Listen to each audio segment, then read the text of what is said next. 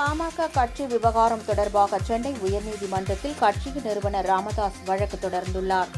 பாட்டாளி மக்கள் கட்சியின் நிறுவனர் ராமதாசுக்கும் அவரது மகன் அன்புமணிக்கும் இடையே மோதல் நீட்டித்து வரும் நிலையில் கட்சி யாருக்கு என இழுபறி நீடித்து வருகிறது. இதனிடையே ஆவணங்களின் அடிப்படையில் அன்புமணிக்கு தேர்தல் ஆணையம் ஆதரவாக இருப்பது குறித்த வழக்கில் டெல்லி உயர்நீதிமன்ற அறிவுறுத்தலின்படி சென்னை உயர்நீதிமன்றத்தில் ராமதாஸ் வழக்கு தொடர்ந்துள்ளார். பாமக தங்களுக்கே சொந்தம், கட்சியில் தனக்கே முழு அதிகாரம் என்று உத்தரவிடக் கோரி ராமதாஸ் தனது மனுவில் குறிப்பிட்டுள்ளார். மற்றொரு ரிட் மனுவில் பாமகவின் பெயர், கொடி, சின்னம் பயன்படுத்த அன்புமணி உள்ளிட்டோருக்கு தடை விதிக்க வேண்டும், தேர்தல் மற்றும் கூட்டணி தொடர்பாக முடிவெடுக்க ராமதாசுக்குத்தான் அதிகாரம் என உத்தரவிட வேண்டும் என்று மனு தாக்கல் செய்யப்பட்டுள்ளது.